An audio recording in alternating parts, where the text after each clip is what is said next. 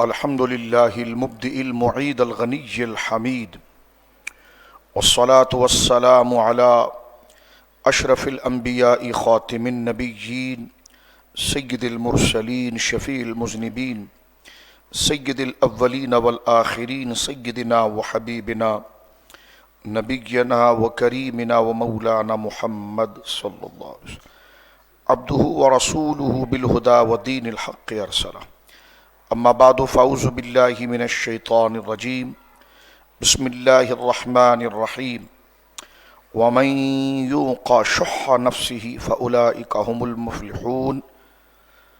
وفی موضع آخر اعوذ باللہ السمیع العلیم من الشیطان اللعین الرجیم فألہمها فجورها وتقواها قد افلح من زکاها وقد خاب من دساها. آمنت باللہ صدق اللہ العظیم ببرکۃ ان اللہ ملائکۃ یصلون علی النبی یا ایھا الذین آمنوا صلوا علیہ وسلموا تسلیما. اللہم صل علی سیدنا ومولانا محمد وبارک وسلم صلاۃ وسلاما علیک یا سیدی یا رسول اللہ. کلہم من رسول اللہ ملتمس غرفا من البحر اور اشفا من الدیم منزہ شریک فی محاسنہ فجوہر الحسن فیہ غیر منقسم. مولا صلی وسلم دائما سرمدا علی حبیبک خیر الخلق کلہم. اللہ کی حمد و ثنا نبی محترم صلی اللہ علیہ وسلم کی بارگاہ مقدسہ میں انتہائی محبت و عقیدت سے درود و سلام پیش کرنے کے بعد تمام تعریف اللہ وحدہ لا شریک کے لیے ہے. قرآن کریم فرقان حمید کی بنیادی آیت سورۃ البقرہ کی آیت نمبر 177 کا مطالعہ ہم کر رہے تھے درس قرآن جمعۃ المبارکہ میں، اور اپنے آپ کو قرآن کی تعلیم سے قریب تر کرنے کے لیے اور اپنے زندگی کے اصل مقصد کو جاننے اور پہچاننے کے لیے قرآن کے سامنے زانو تلمس کو ہم خم کر رہے تھے. اور آیت نمبر 177 کے اندر جو تین چیزیں جو اسلامی عقائد کی انتہائی بنیادی ہیں کہ جس میں صحت عقیدہ، حسن معاشرت اور تہذیب نفس، اور یہ اسلام کی بنیادی تعلیمات میں سے ہیں. اور اسی کی توضیح میں ہم گزشتہ جمعے سورۃ الممتحنہ کی آیت نمبر 12 کی طرف آئے تھے، اور آج جس آیت کو ہم نے اسی کی تشریح اور تعبیر کے لیے کہ قرآن اپنے مضامین کی خود تفسیر کرتا ہے، تو سورۃ الحشر کی آیت نمبر 9 کو لے کر ہم یہاں پر ذکر کرنا چاہتے ہیں، اور یہ آج کا ہمارا موضوع ہے. اس سے پہلے ایک جمعے میں عرض کر دیا گیا تھا کہ سورۃ البقرہ کی آیت نمبر 177 میں یہ ارشاد ہوا تھا کہ حسن اخلاق کی 2 بنیادی چیزوں کو ذکر کیا گیا، جس میں یہ چیز تھی کہ اپنے عہد کو پورا کرو، جو تم نے عہد کیا ہے اس عہد کو وفا کرو، اور اللہ کی عبادت کے لیے اور اللہ کے حکم کی بجاوری اور ادائیگی کے لیے جو بدنی مشکلات یا ماحول کی مشکلات تمہارے سامنے آئے اس پر صبر کا مظاہرہ کرو اور اللہ کی عبادت کی طرف رہو، یہاں تک کہ اگر وہ مشکلات یہ صورت اختیار کر جائے کہ رزم حق و باطل ہو اور باقاعدہ میدان کے اندر کوئی رزم لگ جائے اور جہاد کی صورتحال ہو جائے، تو اس وقت بھی موت کے خوف سے بھاگو نہیں، بلکہ اللہ رب العالمین جل وعلا کی رضا کے لیے اور آخرت کی طلب اور اپنی پیدائش اور اپنی زندگی کے حقیقی مقصد کو جاننے کے لیے ان بھیانک مشکلات پر بھی صبر کر کے اللہ کے ساتھ امید لگاؤ. ان 2 چیزوں کے اندر کی جو عہد تم نے کیا ہے وہ اللہ رب العالمین جل وعلا ارشاد فرماتا ہے جو عہد تم کرتے ہو اس کو تم پورا کرو. اب عہد کی وعدے کی گفتگو چل رہی تھی، اور ایک وعدہ بندے کا اللہ اس کے رسول اور اس کے دین کے ساتھ ہے، اور اسی دین کے تقاضے میں ایک حق اور ایک ایگریمنٹ، ایک وعدہ اپنے والدین کے ساتھ ہے، اپنے بچوں کے ساتھ ہے،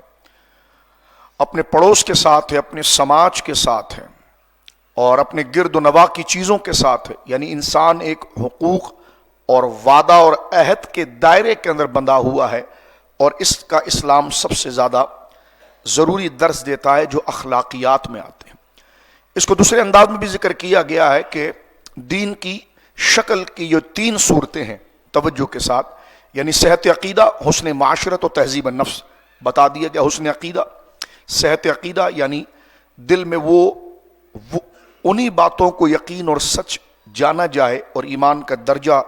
اور یقین کا درجہ دیا جائے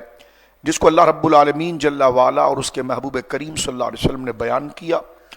اور وہ سچائی کا معیار اور حقیقت رکھتی ہے۔ اسی طرح حسن معاشرت، ہمارے معاشرے سوسائٹی کے اندر ہم جن کے ساتھ جڑے ہوئے ہیں، ماں باپ، رشتہ دار، گاہک، تاجر،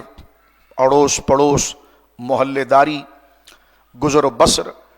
سڑک پر گزرنا، المختصر یہ کہ ہماری زندگی کے اندر جو سوسائٹی میں جتنی بھی چیزیں ہیں، تو ہم سے جو جڑے ہوئے ہیں ان کے حقوق کی ادائیگی کو اللہ کے حکم کے ساتھ انتہائی تہذیب اور اخلاق کے ساتھ بیان کرنا، یہ حسن معاشرت ہے۔ اور تہذیب النفس، انسان ظاہر سی بات ہے کہ اس کے اندر جو آنے والے جذبات ہیں اور فکر ہیں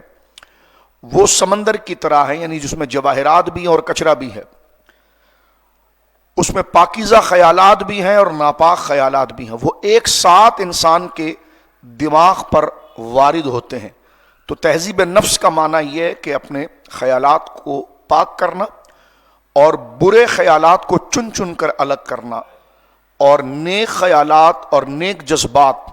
اس کو خالص رکھنا، اور پھر اپنی عملی زندگی کے اندر اس کا مظاہرہ کرنا، اور برے خیالات اگر دماغ میں بارش کے قطروں کی طرح آئے تو اس کی خرابی پر مطلع ہو کر اس کی برائی کو قرآن و سنت اور علماء کی صحبت اور دین کی تعلیمات کو جان کر چن چن کر اس کو اٹھا کر پھینکنا، اور اسی وقت اسے جھٹک دینا، اس طرف نہ لے جانا کہ جو برا خیال آیا اس کو بندہ مکمل طور پر اپنی زندگی کا ایک سبق بنا لے، عمل بنا لے، پریکٹیکل بنا لے، بلکہ اس کو جھٹک دے، اور جو نیک خیالات، نیک جذبات آئے اس کو اپنی زندگی کے اندر عمل کا درجہ دے۔ تو اس چھانٹی کرنے کو کہ خبیث خیالات اور طیب خیالات کو الگ الگ کر دینا، فجور کو الگ کر دینا اور الہام کو الگ کر دینا، وسوسے کو الگ کر دینا اور الہام کو الگ کر دینا۔ جو خیالات گناہ کے ہوتے ہیں اسے وسوسہ کہا جاتا ہے، اور جو خیالات نیکی پر ابھارنے کے لیے ذمہ داری جو اللہ نے رکھی ہے اس کی احساس کی بیداری کے ہوتے ہیں اس کو الہام کہا جاتا ہے۔ تو الہام اور وسوسوں کی چھانٹی کرنا اور الہام کی طرف، اچھائی کی طرف آنا، اس پورے پروسیس اور محنت کو،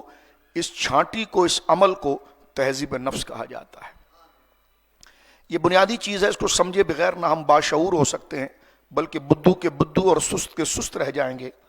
یہاں تک کہ موت جب سامنے آ جائے گی تو کل ہم نے درس قرآن میں ذکر کیا، انسان اپنی کچی عقل کہ اس نے اپنی عقل کو سمجھدار بنایا ہی نہیں، برے لوگوں کی صحبت میں بیٹھ کر اس کو برائی کی سمجھ دی، اور عقل تو ایک چراغ ہے، اور اس کو جب برائی کی رسد آئی تو اس نے برائی کو نیکی سمجھ لیا۔ تو انسان کو چاہیے کہ وہ قرآن و سنت اور اچھی اخلاقیات کے قریب آ کر اپنی عقل کو صحیح روشنی بتائے، تاکہ اس کو اندھیرے اور اجالے، پاک اور پلیتی کی تمیز اس کے اندر جو رکھی ہے وہ اجاگر بھی رہے۔ اس کو تیسرے انداز میں بیان کیا گیا ہے جو تصوف کی اصطلاح کے اندر ہے، وہ ہے ایمان، اسلام اور احسان، یعنی صحت عقیدہ، حسن معاشرت اور تہذیب نفس۔ اس کے لیے دوسرا لفظ آ گیا ہے ایمان، یعنی صحت عقیدہ کے لیے مترادف لفظ آ گیا ایمان کا، حسن معاشرت اور حقوق اور عبادات کے لفظ آ گیا اسلام کا، اور تہذیب نفس کے لیے لفظ آ گیا احسان کا۔ احسان وہ جذبہ ہے، آگے چل کر اس کو ہم ذکر کریں گے اگلے درس کے اندر، لیکن جو آیت رہ گئی ہے اس کی تفسیر، یہ جو بنیادی ٹپس دی جا رہی ہے اس کو سمجھے بغیر نیکی بندے کے اندر نہیں آ سکتی۔ وہ اتنا توانا اور طاقتور نہیں ہو سکتا کہ وہ برائی کے خیال کو جھٹکنے پر قادر ہو جائے، اور بدی اور شیطانی راستے سے نفرت اور اس کو گھن کھانے اور اس خیال کو آنے کے ساتھ اس کے جھٹنے کی طاقت جب ہوگی، جب یہ بنیادی ٹپس وہ اپنی پتہ، وہ اپنا سسٹم جو انسان کا ہے وہ اس کو سمجھے، جو قرآن کریم نے ذکر کیا۔ ہم دوبارہ پیچھے آتے ہیں سورۃ البقرہ کی آیت نمبر 177 میں مومنوں کی یہ شان بیان کی گئی اور ان کو حکم دیا گیا کہ صرف قبلے کی طرف منہ کرنا، مشرق کی طرف منہ کرنا اور کسی ایک نیکی کو پکڑ لینا ہی نیکی نہیں ہے، بلکہ اللہ کے جملہ احکام چاہے وہ صحت عقیدہ کے ہو جو 5 چیزیں بیان کی گئی تھی، من آمن باللہ والیوم الآخر، اور پھر اس نے معاشرت کی تھی جو تمہارے خونی رشتوں کا حق ہے، مسکینوں کا حق ہے، فقیروں کا حق ہے، سائلین کا حق ہے، اور تیسری چیز تھی کہ جو وعدہ تم کسی کے ساتھ کرو تو وعدہ قبول کرو۔ یہاں پر ہم نے ایک نقطہ ذکر کیا تھا کہ اخلاقیات میں تو بے شمار چیزیں، سچ بولنا، حیا، تواضع، شرم، یہ تمام چیزیں اچھے مینرز اور اخلاقیات میں سے، لیکن قرآن نے صرف وعدہ نبھانے کو کیوں ہائی لائٹ کیا؟ اس لیے کہ تمام خوبیاں حقیقت کی طرف جب پہنچتی ہے کہ جب وعدہ نبھانے کا جذبہ بندے کے اندر آتا ہے۔ سچ بھی میں جب بولوں گا کہ جب مجھے یہ پتا ہو کہ آپ سے میرا یہ اللہ کے حوالے سے ایگریمنٹ ہے، میں آپ کی جھوٹ نہیں بولوں گا، تو یہ عہد ہی سچ کی طرف ابھارتا ہے، یہ عہد ہی اسے حیا کی طرف ابھارتا ہے۔ اب اسی عہد کو، اسی وعدے کو، کیونکہ وعدہ بھی عربی زبان کا لفظ ہے، عہد بھی عربی زبان کا لفظ ہے، اسی کو قرآن کریم نے سورۃ ممتحنہ کے اندر بیعت کے لفظ سے یاد کیا، جسے ہم کہتے ہیں فلاں کے بیعت ہو گئے، فلاں کے بیعت ہو۔ تو یہ بیعت کیا ہے؟ بیعت تعویذ اور دم کا نام نہیں ہے، بلکہ اللہ رب العالمین جل وعلا کے حقوق پر جم کر اس کی ادائیگی کے لیے اپنے عہد، اپنے ایگریمنٹ کو تازہ رکھنا، اس احساس رکھنا کہ میری ذمہ داری کیا ہے۔ تو بیعت بھی ایک عہد ہے، جو گزشتہ جمعے ہم نے تفصیل کے ساتھ بیعت کی تعریف اور اس کے حقوق کو بیان کیا۔ یہ بیسک ہے دین کی، بڑی بڑی باتوں کے ساتھ یہ بیسک ہے۔ ایسا ہی بندہ جو ان باتوں کو سمجھے گا وہ آخری سانس تک اچھا عقیدے والا رہ سکتا ہے۔ ان بنیادوں کو سمجھے بغیر اس کو کسی اچھائی کا شعور اور جذبہ 5 منٹ کے لیے آ جائے گا، بعد میں پلٹ جائے گا، کیونکہ جب تک یہ کانسیپٹ کلیئر نہیں ہوں گے اور قرآن کریم، فرقان حمید اور احادیث اور جناب رسول کریم صلی اللہ علیہ وسلم نے صحابہ کرام کی جو تربیت جس خطوط پر کی ہے وہ یہ بنیادیں ہیں، اس کے بعد پھر بندے کو کاٹ بھی دیا جائے تو وہ شرک کی طرف نہیں آتا، توحید پر قائم رہتا ہے، برائی کی طرف نہیں ہے۔ تو یہ بنیادیں جو مضبوط ہوتی ہے، جس کو قرآن نے سورہ ابراہیم نے ذکر کیا کہ الم تر کیف ضرب اللہ مثلا کلمۃ طیبۃ کشجرۃ طیبۃ اصلھا ثابت وفرعها فی السماء۔ فرمایا حبیب کہ آپ نے پاکیزہ کلمہ لا الہ الا اللہ کی مثال کبھی دیکھی ہے؟ فرمایا پاکیزہ کلمے کی مثال ہے کشجرۃ طیبۃ، جیسے ایک پاکیزہ درخت ہو، اصلھا ثابت، جس کی جڑیں مضبوط ہے، وفرعها فی السماء، اور شاخیں ابھری ہوئی ہیں، کس قسم کا بھی طوفان آ جائے اس کی جڑ کو ہلا نہیں سکتا، اس کو گرا نہیں سکتا۔ یہ کلمہ طیبہ ہے جس کو وہ شوق سے، پسند سے، قبولیت کی جذبے سے جب اپنے اندر رہتا ہے تو خواہشات بد اور شیطانی وسوسوں کا طوفان اس کے سامنے آ کر کھڑا ہوتا ہے، تو یہ ایمان، عقیدہ، آخرت، خدا کی ذات کو جب وہ اپنی پسند سے قبول کرتا ہے تو وہ اس مضبوط درخت کی طرح ہوتا ہے جس کی جڑیں زمین کے اندر ہوتی ہیں اور شاخوں نے آسمانوں کو گھیرا ہوا ہوتا ہے۔ تو وہ جس طرح اس مضبوط درخت کو طوفان نہیں گراتا، اس طرح کلمے کی مثال اس پاکیزہ درخت کی طرح ہے کہ جس کی جڑیں مضبوط ہیں، تو جب کلمہ بندہ اللہ کے شوق اور اپنی مرضی سے اللہ کی توحید کو اور اس کے فیضان اور اس کی حقیقت کو اور آخرت کی طلبی کے ساتھ جب قبول کرتا ہے تو وہ ایمان میں، ارادے میں، عبادت میں، نیکی میں اتنا مضبوط ہو جاتا ہے کہ خواہشات اس کے سامنے برہنہ لالچ کے ساتھ کھڑی ہو لیکن اس کے پائے قدم کو متزلزل نہیں کر سکتی۔ تو اللہ نے مومن کی مثال دی ہے کہ جب کلمہ یقین سے وہ قبول کرتے ہیں تو پھر دنیا کی صلاحیتیں ایک طرف ہوتی ہیں اور وہ دنیا کی تمام لالچ اور حرص، گناہ کے کام جو اٹریکشن پیدا کر رہی ہے، اس کو ٹھکرا کر وہ کلمہ اسے اتنی مضبوطی دیتا ہے جیسا وہ درخت جو طوفانوں کی گرم ہوا اور تیز ہواؤں سے ہلتا نہیں ہے۔ تو جب ایمان دل کے اندر آئے اور اس جذبے میں آئے کہ اس نے پڑھا تو میں نے پڑھا، ٹھیک ہے، لیکن اس کو قبول کرے، اس پر یقین کرے، اس کی اچھائی اور اپنے پسند سے اس کو قبول کرے، تو پھر وہ بندہ اپنے ارادے اور عبادت اور دین اور اسلام میں ایسا مضبوط ہوتا ہے، اللہ فرماتا ہے جیسے اصلھا ثابت کشجرۃ طیبۃ اصلھا ثابت وفرعها فی السماء، جیسے وہ درخت جس کی جڑیں مضبوط ہیں، شاخیں پھیلی ہوئی ہیں، تؤتی اکلھا کل حین باذن ربھا، فرمایا وہ ہما وقت اپنے رب کے فضل سے وہ پھل اخلاق کا، نیکی کا دیتا رہتا ہے۔ یہ وہ تربیت ہے جس میں قبولیت پیدا ہوتی ہے، جذبے کے بغیر کوئی کام اگر تحریک اندر کے شوق کے بغیر ہو تو وہ رسم اور بیکار ہے، لیکن جو کام اندر کے شوق کے ذات ہو وہی ایک انقلاب اپنے اندر اور معاشرے کے اندر رکھتا ہے۔ اس کے لیے وعدہ ضروری ہے۔ تو فرمایا کہ جو مومنین کی نشانی ہے، مجھے اور آپ کو چاہیے کہ قرآن کے آگے طالب علم بن کے بیٹھیں، اور یہ لا ریب کتاب جس میں شک کی جگہ بھی نہیں ہے، اس سے ہدایت کامل لیں۔ تو فرمایا کہ جو وعدہ کرتے ہیں اہل ایمان تو اپنے وعدے کو پورا کرتے ہیں، اور سب سے پہلے جس چیز کو ہم غیر ضروری سمجھتے ہیں وہ یہی چیز ہے، اور پھر لمبی لمبی نمازیں پڑھتے ہیں اور نمازوں کا کوئی اثر مجھ پر اور آپ پر نہیں ہوتا، عمریں دبا کر کرتے ہیں، حج دبا کر کرتے ہیں، لیکن سوسائٹی میں کوئی اچھا کردار نہیں پیش کر سکتے، کیونکہ جو بنیادی چیز تھی اس کو چھوڑ کر جڑ کو لگایا نہیں اور پھلوں کے پیچھے دوڑتے رہے۔ تو فرمایا یہ عبادتوں کا ذوق تمہارے اندر جب آئے گا اور اللہ اور اس کے بندوں کے نزدیک تم انسان اور تم انسان ہو، تم میں انسانیت جب آئے گی کہ جب تم اس بنیادی چیز کا احساس جانو گے، ایک تو قیامت کا تصور کے جواب دینا ہے، یہ تمہارے ہوش ٹھکانے لگائے گی، اور پھر دوسری بات یہ ہے کہ جو وعدہ ہے اس کو وعدے کو پورا کرو۔ وعدے کو پورا کرنے کے حوالے سے ذکر ہوا تھا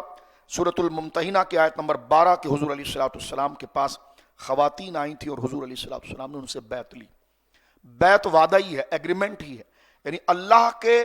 کسی حکم کو نبھانے کے لیے وعدہ کرنا، یہ بیعت ہے۔ یہ نہیں ہے کہ بیعت جس کے ہاتھ پر کیے پھر نمازیں چھوٹ رہی ہیں، داڑیاں مونڈ رہی ہیں، گانے چل رہے ہیں، فلمیں چل رہے ہیں، یہ صرف دھندا گیری ہے، اس کو بیعت نہیں کہتے۔ بیعت جس شرط کے اوپر ہے اگر اس کا اثر مرتب نہ ہو تو یہ کاروبار ہے۔ بیعت کا مطلب ہی یہی ہے کہ تم نے اس کے ہاتھ پر کیا کرنے گئے تھے؟ وعدہ کرنے، تو وعدہ ہی نہیں رہا تو پھر تو سودا ایسے ہی ختم ہو گیا، پھر کیا پیری مریدی ہوتی ہے؟ جو وعدہ کیا تھا یہ نہیں کروں گا، یہ نافرمانی کے کام یہ نہیں کروں گا، جس دن کیا بیعت ٹوٹ گئی۔ تو یہ حضور علیہ الصلوۃ والسلام نے خواتین سے وعدہ لیا تھا کہ شرک نہیں کرو گی، جس کو تفصیل ہم نے بیان کر دیا آیت نمبر 12، شرک نہیں کرو گی، چوری نہیں کرو گی، زنا نہیں کرو گی، اپنی اولاد بیٹیوں کو قتل نہیں کرو گی، کسی پر بہتان نہیں لگاؤ گی، کسی کی غیبت نہیں کرو گی، اور جب بھی تمہیں کوئی صحیح حکم بتا دیا گیا، تمہاری برادری میں کوئی رواج ہوگا، تمہارے معاشرے میں کوئی رواج ہوگا اور تمہیں کوئی عالم کوئی نیک بندہ کہے بھائی یہ رواج تمہاری برادری میں تو ہے لیکن شریعت اس کو ناجائز کہتی ہے، تو اللہ نے وعدہ لیا کہ اس بات کا بھی وعدہ کرو کہ جب معروف اور نیکی اور شریعت کی بات تمہارے سامنے آئے تو اس وقت برادری صوبہ وطن کے پیچھے نہیں بھاگنا، جب نیکی کی بات آئے تو وہی سرنڈر ہو جانا، اچھا رب کا حکم ہے تو سب کو چھوڑوں گا، اس کے حکم کا نہیں چھوڑوں۔ فرمایا پھر وَاسْتَغْفِرْ لَهُنَّ اللَّهَ، پھر اللہ رب العالمین کے حضور نبی پاک دعا کریں گے اور ان اللہ غفور رحیم، اللہ بخش دے گا۔ یہ آیت نمبر 12 ہے۔ اس پر میری ماں ام المومنین حضرت عائشہ کا ایک عمل جو گزشتہ جمعے رہ گیا، صحیح بخاری شریف میرے سامنے ہے اور حدیث نمبر ہے 4891، کیونکہ جمعے کا دن ہوتا ہے اس میں ڈیٹیل سے تو بات نہیں ہو سکتی، ٹو دا پوائنٹ صرف اصول اور پرنسپلز بیان ہوتے ہیں، تو لہٰذا اگر آپ ذہن کو چوکنا رکھیں گے تو تھوڑی سی بات میں بہت سی چیزوں کو سمجھیں گے، ورنہ جی عقل نہ ہو تو پھر تو موجہ ہی موجہ ہے۔ تو توجہ رکھیے کہ کیا سننے کے لیے ہم آئیں، کیا غور کرنا۔ یہ حدیث پاک میرے سامنے ہے، بخاری شریف ہے، اللہ مجھے اور آپ کو عمل کی توفیق دے اور تکبر و کبر و کینہ اور طنز سے محفوظ فرمائے۔ حدیث پاک ہے 4891، میری ماں ام المومنین کہتی ہیں رضی اللہ تعالیٰ عنہ، اخبرنی عروہ، ابن شہاب اپنے چچا سے لیتے ہیں اور کہتے ہیں کہ مجھے عروہ نے خبر دی کہ ان عائشہ رضی اللہ تعالیٰ عنہ، ام المومنین سیدہ طیبہ عائشہ رضی اللہ عنہ زوجن نبی صلی اللہ علیہ وسلم، حضور کی زوجہ صلی اللہ علیہ وسلم، اخبرت ہوں، انہوں نے خبر دی کہ ان رسول اللہ صلی اللہ علیہ وسلم کان یمتحن من ہاجر الیہ من المؤمنات بہذه الآیہ، جو عورتیں، عورت ذات جس میں لالچ، طلب، گھر کی فکر، اولاد کی فکر، سہولت کا زیادہ جذبہ ہوتا ہے، لیکن وہ ایسی پاک باز خواتین تھی کہ اسلام کے لیے انہوں نے ہجرت کی، مکہ چھوڑا، اپنے باپ داداؤں کا علاقہ چھوڑا، اپنی شہرت اور عزت کو چھوڑا، آرام کو چھوڑا، حضور کے دین کو جب قبول کیا انتہائی پریشانیاں سامنے آئی، گھر چھین لیے گئے، مکان چھین لیے گئے، بچے مار دیے گئے، لیکن فرمایا کہ انہوں نے حضور کے کہنے پر، اللہ کے کہنے پر، جب مکہ چھوڑ کر، اپنا علاقہ چھوڑ کر، دین کے لیے، بزنس کے لیے نہیں، بینیفٹس کے لیے، کچھ نہیں پتا تھا آگے کیا ہوگا، جی ویزا لگائیے بھاگ جائیے پاکستان سے، کیونکہ یہاں عہدہ 22 گریڈ کا جب تک لیا تھا جب تک یہاں پر رشوت خور بنے، اور یہاں سے فارغ ہو تو نہ کسی نے رہنا ہی نہیں، جتنے بڑے عہدے ہیں کس کا نام لے، رہنا ہی نہیں، رہتے تو ملک میں میرے جیسے اور آپ جیسے فضول لوگ ہیں، وہ تو پہلے ہی بھاگ جاتے ہیں، یہاں پر سبق سکھاتے ہیں سب سے پہلے پاکستان ہیں، الیاذ باللہ۔ تو یہاں پر دیکھیں یہ مہاجرات، ان کی گرد راہ کو بھی کوئی نہیں پہنچ سکتا، یہ عورتیں ہیں لیکن انہوں نے دین کے لیے ہجرت کی رسول اللہ کے کہنے پر، اور جب یہ آ جاتی، میری ماں کہتی ہے ام المومنین، کانا یمتحن من ہاجر الیہ من المومنات بہذ الآیہ، اسی سورہ ممتحنہ کی آیت نمبر 12 جو گزشتہ درس قرآن میں گزر گئی، بار بار کہہ رہا ہوں گھر میں جا کر بستر پر نہیں لیٹنا ہے، یہ آیات کھول کر دوبارہ دیکھنا ہے، جیسے دھندا یاد ہوتا ہے کہ کس مارکیٹ میں کیا چل رہا ہے، اچھی بات ہے ضروری، اس طرح یہ دیکھنا ہے کہ ہم پر ذمہ داری کیا ہے، اللہ نے پیدا مجھے اور آپ کو اپنی معرفت، پہچان اور تمیز کے لیے کیا ہے، اور فرمایا فَأَلْهَمَهَا فُجُورَهَا وَتَقْوَاهَا، ہم نے اس کے سامنے دونوں راہوں کو واضح کر دیا ہے اور اس کی عقل کو باشعور بنا دیا ہے کہ وہ خود فیصلہ کرے۔ تو مجھے چاہیے کہ ہم یہاں سے اٹھ کر کسی اور چیز میں مبتلا ہونے کی بجائے بنیادی سبق، جیسا بندہ موبائل بند کرتا ہے اور اپنے بنیادی سبق کی طرف آتا ہے۔ تو میری ام المومنین حضرت عائشہ کہتی کہ ان رسول اللہ صلی اللہ علیہ وسلم کان یمتحن من ہاجر الیہ من المؤمنات بہذ الآیہ، جو عورتیں، جو نیک باز عورتیں، مسلمان عورتیں مکہ سے ہجرت کر کے مدینے آ گئی تھیں، تو حضور علیہ السلام سورہ الممتحنہ کی آیت نمبر 12 جو بیعت سے متعلق ہے، اس کے ذریعے ان عورتوں کا امتحان لیتے تھے۔ اور عروہ کہتے ہیں قالت عائشہ فمن اقر بہذا الشرط من المؤمنات، جو عورتیں اس بات اور اس شرط اور اس ایگریمنٹ کو مان لیتی تھی، شرک نہیں کروں گی، جیسا بھی قرآن، چوری نہیں کروں گی، اولاد کو نہیں ماروں گی، کسی پاک باز عورت پر تہمت نہیں لگاؤں گی، کسی کی غیبت نہیں کروں گی، اور کسی بھی دین کی بات جب میرے سامنے آ جائے تو میرا دل بھرے للچائے اس برائی کی طرف، کہ ہماری برادری میں تو جدی پشتی یہی ہو رہا تھا، فرمایا نہیں یہ ہوتا تھا، ان کو پتہ نہیں تھا، لیکن شریعت کا حکم یہ ہے۔ ہمیشہ تو ہم نے سودا یوں ہی بیچا ہے، ٹھیک ہے آپ بیچتے رہے ہیں آپ کے باپ دادا، لیکن شریعت اس کو ناجائز کہتی ہے، تو وہ اس بات پر آتے تھے کہ چوری نہیں کروں گی، شرک نہیں کروں گی، اولاد کو قتل نہیں کروں گی، کسی معروف، جیسے شوہر کا حقوق ہے، بچوں کا حقوق ہے، دین کی باتیں، پردے کا حکم ہے، کسی بھی معروف چیز، نیکی کے حکم کے آگے بغاوت نہیں کروں گی۔ مذہبی لوگ ہیں، گھر کی خواتین پردہ نہیں کرتی ہیں، بلکہ ایک بندہ تو مجھے کہنے لگا کہ میں کسی جگہ پر اپنی بیٹے کے لیے رشتہ لینے گیا تو ایک ہی شرط لگائی کہ کچھ نہیں چاہیے، لڑکی چاہیے جو برقع پہنتی ہو، با پردہ ہو، تو ساری برادری والوں نے ہاتھ اٹھا لیا کہ ایسے تو ہمارے پاس نہیں، تو یہ دین کا وعدہ ہے۔ اس کے بعد 40واں سویم برسیاں یہ نہیں بخشواتی، یہ ایگریمنٹ ضروری ہے۔ تو حضور ان عورتوں سے عہد لیتے تھے کہ جو دین کا معروف حکم ہے، جو اللہ تم پر رکھ رہا ہے، اس کے آگے تم بغاوت نہیں کرو گی۔ تو جب وہ اس شرط کو پورا کرتی تو رسول کریم صلی اللہ علیہ وسلم، ہماری ماں کہتی ہیں کہ ان کی بیعت کرتے، لیکن حضور کے بیعت کا انداز کیا تھا، قال اللہ رسول اللہ قد بایعتکی کلاما، حضور ان خواتین سے بیعت لیتے تھے باتوں سے، کلام سے۔ حضور کہتے تھے بولو شرک نہیں کروں گی، وعدہ کرو نہیں شرک کروں گی، بولو چوری نہیں کرو گی،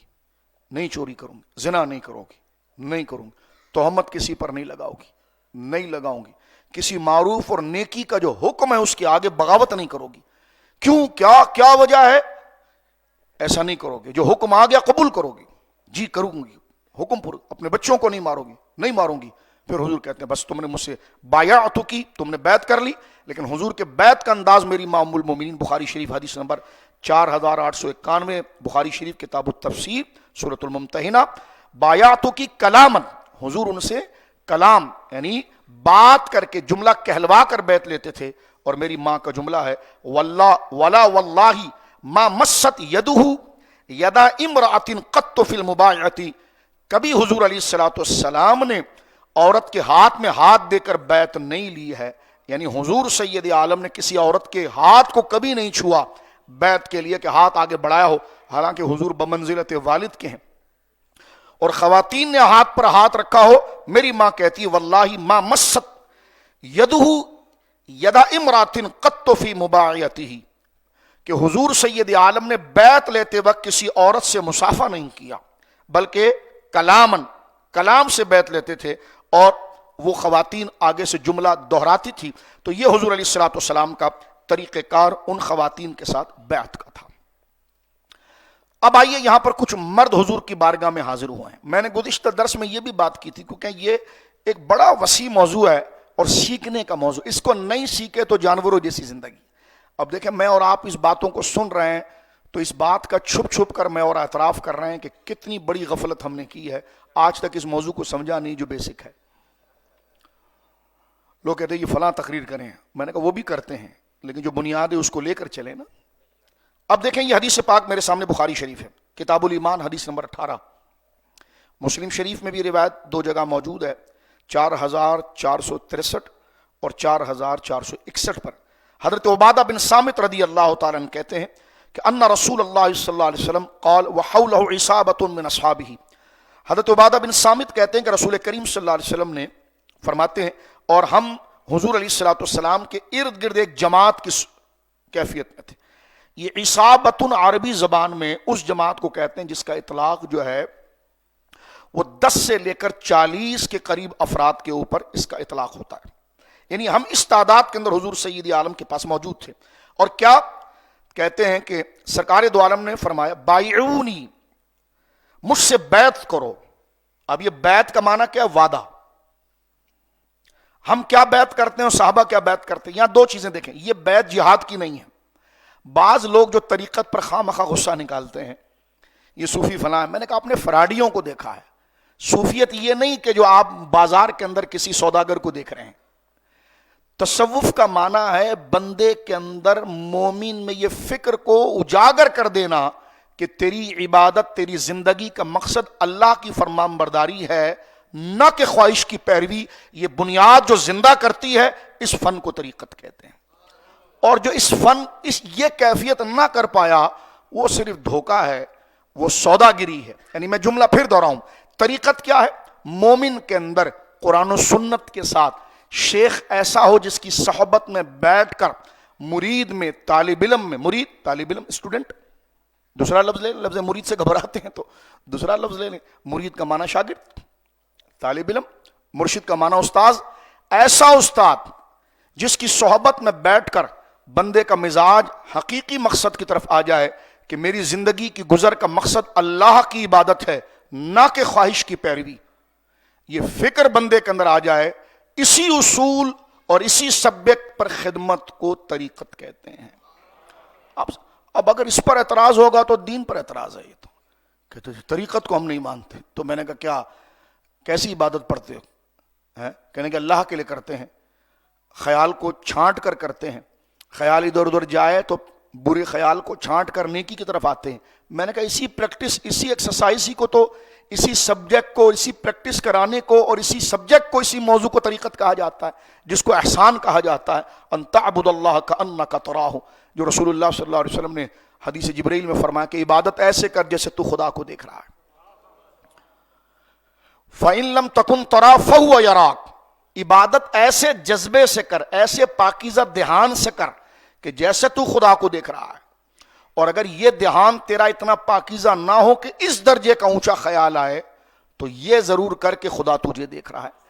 ایک دن میں اور آپ اس دھیان سے نماز پڑھنے کے اللہ ہمیں دیکھ رہا ہے، اس نماز کی لذت دیکھیے. اس فکر کو پختہ کرنے کا نام ہی طریقت ہے. اب اگر یہ بدعت ہو گئی تو پیچھے کیا بچ گیا جناب؟ خامخواہ لٹ اٹھا کر لال رومال سر پہ رکھے، تم قادری ہو اس کی کیا دلیل ہے؟ تو سیلفی ہے تو اس کی کیا دلیل ہے؟ یہ عجیب سی باتیں سوشل میڈیا پر خامخواہ وائرل کر کے حقیقتاً پسند. اب موضوع میرا تصوف نہیں ہے، ورنہ تو یہ اب آپ دیکھیں گے کیا ہے. کہتے جی بیعت تو شریعت کے اندر صرف جہاد پر تھی، اسلام پر تھی. میں نے کہا وہ یہ طریقت، یہ صوفیوں نے بیعت کہاں سے نکالی؟ میں نے کہا وہ نیکی کے اعمال کو یاد دلا کر اور بندے کو اس کی بجا آوری اور ادائیگی کے لیے وعدہ لینا، یہ بیعت اعمال ہیں اور یہ حضور نے صحابہ سے لیا ہے. جس طرح جہاد کی بیعت لیے، ایمان کی لے لی ہے، اسی طرح اعمال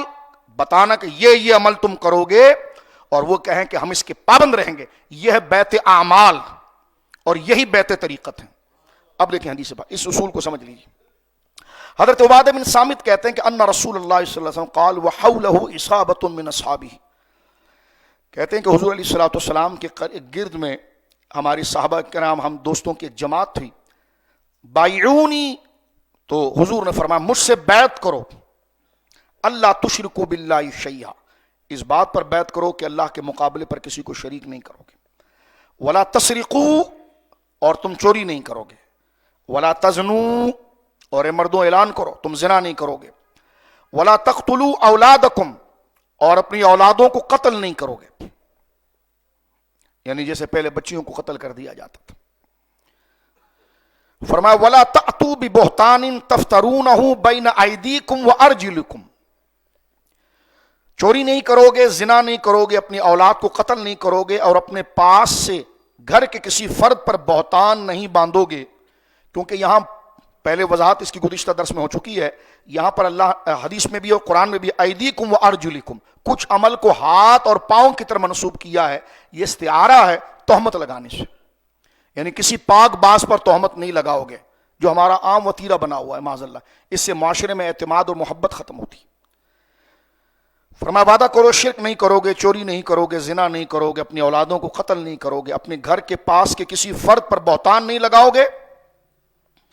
ولا تعصوا فی معروف، فرمایا اور نیک کاموں میں نافرمانی نہیں کرو گے۔ نہیں، یہ تو میری سیاسی جماعت کا سلوگن ہے،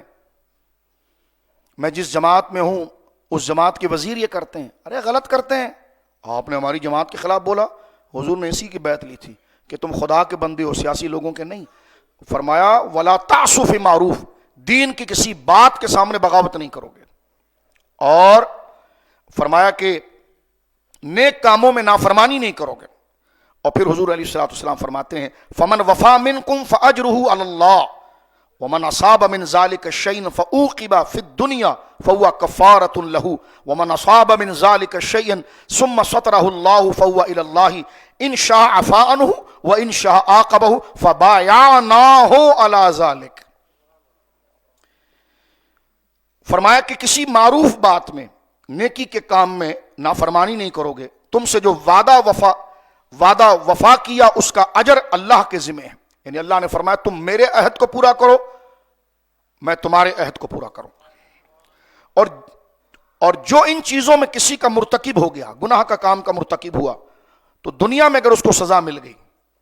تو یہ اس کے لیے کفارہ ہو گیا۔ جیسے حضور علیہ الصلوۃ والسلام نے فرمایا مومن کا حال بھی بڑا عجیب ہے، یہاں تک کہ اسے درد و تکلیف پہنچتی، اس پر صبر کرتا ہے تو اللہ گناہ کو معاف کر دیتا ہے۔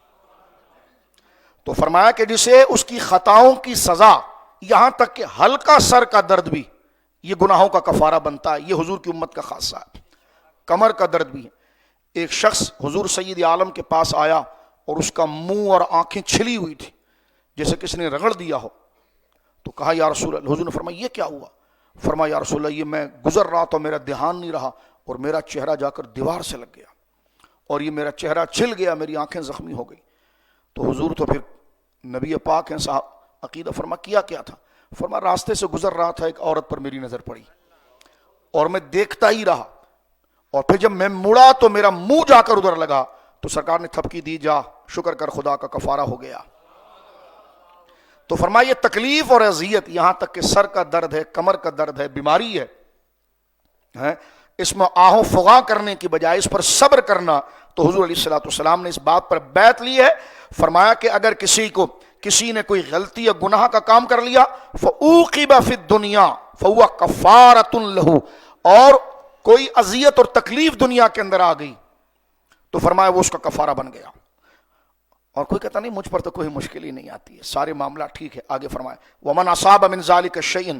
ثُمَّ سَتَرَهُ اللَّهُ إِلَيْهِ إِنْ شَاءَ عَفَا عَنْهُ وَإِنْ شَاءَ عَاقَبَهُ۔ فرمایا دنیا میں سزا دی گئی تو اس کا کفارہ بن گیا، اور جو ان چیزوں میں سے کسی گناہ کے کام کا عمل کر گیا، ارتکاب کر گیا، اور اللہ نے اس کے عیب پر پردہ ڈال دیا، یعنی ایک گناہ کر گیا لیکن اس کی سزا بعد سامنے نظر نہیں آ رہی، اللہ نے لوگوں کی نظروں سے اس کو چھپا لیا ہے، تو حضور فرماتے ہیں بھی اللہ کی مرضی ہے اس بات پر کہ اللہ چاہے تو قیامت کے دن اس سے درگزر کر لے، اللہ اکبر، العیاذ باللہ، اللہ چاہے تو اس کی سزا دے۔ فرمایا فبایعناہ علی ذلک، آپ بتاؤ اس تمام چیزوں پر راضی ہو تم؟ اپنی مرضی سے بتاؤ جو وعدہ لیا گیا ہے۔ جی یا رسول اللہ، فرما ہم نے اس بات پر حضور سے بیعت کی ہے۔ اب آپ دیکھیں یہی بیعت، یہی مرشد کامل انہی باتوں سے توبہ کرواتا ہے، اور معاشرے میں اگر کوئی گناہ پھیل گیا ہو اس سے توبہ کرواتا ہے۔ جیسے ہم نے بعض بزرگوں کو دیکھا کہ معاشرے میں گانا بجانا، بد مذہبوں کی صحبت یا شریعت کا مذاق اڑانا، جو بارہا شادی بیاہ کے اندر غلط رسومات، تو اس کا عہد لیتے ہیں، کہو گانا نہیں گاؤں گا، اگر اس میں ذکر نہیں ہے لیکن وہ حرام ہے، اس وقت رائج نہیں تھا، آج رائج ہو گیا، جی میں گانا نہیں گاؤں گا۔ اچھا شادی بیاہ کے اندر جاؤ گے تو اس ماحول میں نہیں جاؤں گا جہاں پارٹیشن نہیں ہوگا، جہاں عورت اور مرد ایک ساتھ بیٹھے ہوں گے، اس معاشرے میں نہیں جاؤں گا، وعدہ کرو، کیونکہ قرآن کی آیت سورہ نور کے خلاف ہے، نہیں جاؤں گا۔ اپنے بچوں کی شادیاں ایسی نہیں کروں گا جس میں پردے کا اہتمام نہ ہو، اور جانوروں کی طرح عورت مرد ایک ساتھ پھر رہے ہوں، اور بعد میں بیٹی کو رخصت کر رہے ہوں تو سر پر قرآن رکھا جا رہا ہو، اور اس قرآن کے احکام کو معاذ اللہ پاؤں تلے روندے جا رہے ہیں، اور اعلان داڑھی والے بھی بیٹھے ہیں، مولانا بھی بیٹھے ہیں، پیر صاحب بھی بیٹھے ہیں، گپے چل رہے ہیں، حضرت یہ مچھلی کھا لیا، پانی پی لیے، تو یہ حلق سے اترتا کیسے ہے جب قرآن کا نظام؟ تو یہ بیعت ہے، وہ اس کام کر کے تو وہ پیر اپنی بیعت سے گیا، اس لیے کہ یہ بیعت تو ایگریمنٹ کا نام تھا نا، کہ گناہ اعلانیہ گناہ سے اپنے آپ کو روکے گا۔ تو لہذا موجودہ دور کے اندر بھی جو چیزیں ایسی ہیں جو حرام کا ارتکاب ہے اور لوگ اس کو حرام سمجھتے ہی نہیں ہیں اور اس کو شوق سمجھتے ہیں، تو اگر کسی مرشد کامل کے ہاتھ پر بیعت کی جائے تو وہ اس بات کا بھی عہد لیتا ہے کہ بچوں کو پردہ کراؤں گا اور ان کو فحش ماحولوں کے حوالے نہیں کروں گا، کیونکہ سارا مطالبہ ہے قرآن کا، شادی بیاہ کے اندر یہ رسومات رکھوں گا،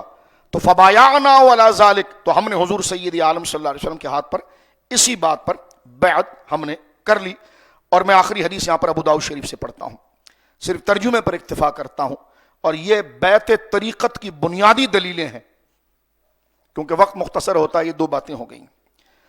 یہ ابو داؤد شریف میرے سامنے ہے، اور ابو داؤد شریف کی یہ حدیث نمبر ہے 1642۔ حضرت عوف بن مالک بیان کرتے ہیں کہ ہم 7 یا 8 یا شاید 9 لوگ نبی کریم علیہ الصلوۃ والسلام کے پاس موجود تھے۔ نبی کریم علیہ الصلوۃ والسلام نے ارشاد فرمایا، کیا تم لوگ بیعت نہیں کرو گے؟ یہ حضور نے جملہ فرمایا، حضور سید عالم صلی اللہ علیہ وسلم نے ارشاد فرمایا، الا تبایعون رسول اللہ صلی اللہ علیہ وسلم، تم اللہ کے رسول سے بیعت نہیں کرو گے؟ ہم کچھ دیر پہلے ہی بیعت کر چکے تھے۔ ہم نے عرض کی ہم آپ کی بیعت کر چکے ہیں۔ اب دیکھیں بیعت ایک ہو چکی ہے، نبی کریم نے 3 مرتبہ کلمہ 3 دفعہ ایک جملہ ارشاد فرمایا، فرما 3 دفعہ یہ جملہ کہا، تو ہم نے یعنی بار بار حضور نے کہا کہ تم بیعت نہیں کرو گے، بیعت نہیں کرو گے، بیعت نہیں کرو گے۔ عرض کی یا رسول اللہ ابھی تو بیعت کی ہے، اب یہ کیا ہے؟ فرمایا جب حضور نے 3 دفعہ یہ بات کہی تو ہم نے اپنے ہاتھ بڑھائے اور بیعت کر لی۔ ایک صاحب نے عرض کیا یا رسول اللہ صلی اللہ علیہ وسلم ہم آپ کی بیعت تو کر رہے ہیں لیکن کس بات پر کریں؟ ابھی تو کریے، یہ الگ سے بیعت اور وعدہ کس بات پر لیں؟ تو نبی کریم علیہ الصلوۃ والسلام نے فرمایا اس بات پر کہ تم اللہ کی عبادت کرو گے، کسی کو اس کا شریک نہیں ٹھہراؤ گے، 5 نمازوں کو ادا کرو گے، اطاعت و فرمان برداری کرو گے۔ اور اس کے بعد حضور نے صحابی کو قریب کیا جس میں یہ عادت تھی، حیا رکھتے ہوئے پست آواز کے اندر خاموشی سے حضور نے اس کے کان میں کہا کسی سے کسی بات کا سوال نہیں کرو گے۔ اب یہ حدیث بہت معنی خیز ہے اور اس میں یہ حدیث دلیل بن رہی ہے بیعت طریقت کی۔ مشکات شریف میں موجود ہے کہ حضرت ابو جریر کہتے ہیں بایعت رسول اللہ علی اقامت الصلاۃ و ایتاء الزکوٰۃ و نصح لکل مسلم، ہم نے رسول اللہ صلی اللہ علیہ وسلم کے ہاتھ پر بیعت کی کہ ہم نماز قائم کریں گے، زکوٰۃ دیں گے اور ہر مسلمان کے لیے خیر خواہی کریں گے۔ یہ بیعت طریقت ہے، یہ مشکات شریف کے اندر۔ اسی طرح مشکات میں کتاب الامارہ کے اندر روایت موجود ہے، رسول کریم سے حضرت عبادہ بن صامت کہتے ہیں ہم نے حضور علیہ الصلوۃ والسلام سے بیعت کی کہ آسانی، توجہ، ہم نے رسول اللہ کے ہاتھ پر علیہ السلام اس بات پر بیعت کی، صحابی کہتے ہیں کہ آسانی، دشواری، غمی، خوشی، ہر حال میں اللہ کی فرمان برداری کریں۔ اللہ اکبر۔ فرمایا کہ آسانی ہو یا دشواری ہو، یہ نہیں کہ صرف موت آ جائے تو علماء سے پوچھیں حضرت کون سا وظیفہ پڑھوں تو مغفرت ہو جائے میت کی، اچھی بات ہے، طنز نہیں ہے، لیکن خوشی ہو تو دو کرنا چاہیں کریں، جو کرنا چاہیں خوشی کے اندر کریں۔ تو صحابہ کہتے ہیں کہ ہم نے جو بیعت کی ہے حضور کے ہاتھ پر ایگریمنٹ، اور ایک بھی آپ جانتے ہیں ایگریمنٹ کی شرائط ہوتے ہیں، اس میں سے جو ہٹ گیا تو ایگریمنٹ ختم ہو گیا۔ بیعت ایگریمنٹ ہے۔ حضرت عبادہ بن صامت کہتے ہیں کہ ہم نے بیعت کی، آسانی، دشواری، غمی، خوشی میں، ہر حال میں، چاہے غم ہو یا خوشی ہو، مشکلات ہو یا آسانی ہو، جو دین کہتا ہے اسی پر چلیں گے۔ فرمایا اس پر ہم نے،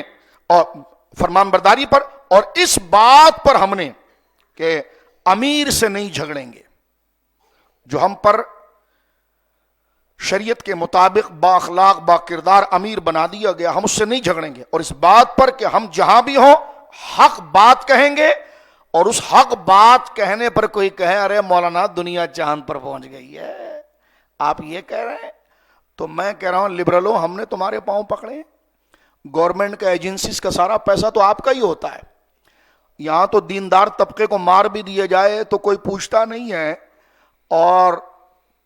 ہمارے سندھ کے چیئرمین تو پلے کارڈ لے کر اسلام آباد میں آپ ہی کے ساتھ کھڑے ہوتے ہیں، تو وسائل تو آپ کے پاس ہے، تو جاؤ نا چاند پر، کیونکہ بجٹ تم لیتے ہو، پیسہ تم لیتے ہو، کوٹا تمہارا ہوتا ہے، مسجد کو تو 1 روپیہ نہیں ملتا، مدرسے کو تو 1 روپیہ نہیں ملتا، تو وسائل تو تم کھا رہے ہو، مطالبہ تم سے ہے کہ اسلام کے خلاف میرا جسم میری مرضی، فلانا ٹرانسجنڈر، فلانا جینڈر، یہ جو تم مغرب کی گند کھا رہے ہو تو یہ تمہاری ذمہ داری نا، چاند پر جاؤ، یہ وسائل دو تو پھر ایسے افراد تیار کر دیے جائیں گے۔ لیکن اب آپ دیکھیے کہ فرمایا کہ ہم جہاں پر بھی رہیں گے، اس بات پر بیعت کی، جہاں پر بھی رہیں گے حق بات کریں گے، اور کسی ملامت کرنے والے کی ملامت سے نہیں ڈریں گے، ارے بھائی دور کیا چل رہا ہے، آپ بات کیا کر رہے ہیں، اور بھائی ہم وہی بات کر رہے ہیں جو کرنی چاہیے دین اور اسلام کی، جب دین اور اسلام کی بات ہوگی تو یہی بات ہوگی جو بات ہوگی، اور کون سی بات ہوگی؟ تو فرمایا کسی شرمندہ کرنے والے جاہل اور کسی ملامت کرنے والے جاہل کی بکواس پر کان نہیں دھرنا، بلکہ جو اللہ رسول نے کہا اسٹریٹ کنویں کے مینڈک ہو، لکیر کے فقیر ہو، ہم نے کہا بس ٹھیک ہے جو بھی کہتے ہیں، دین کی بات ہوگی تو بات یہی ہوگی،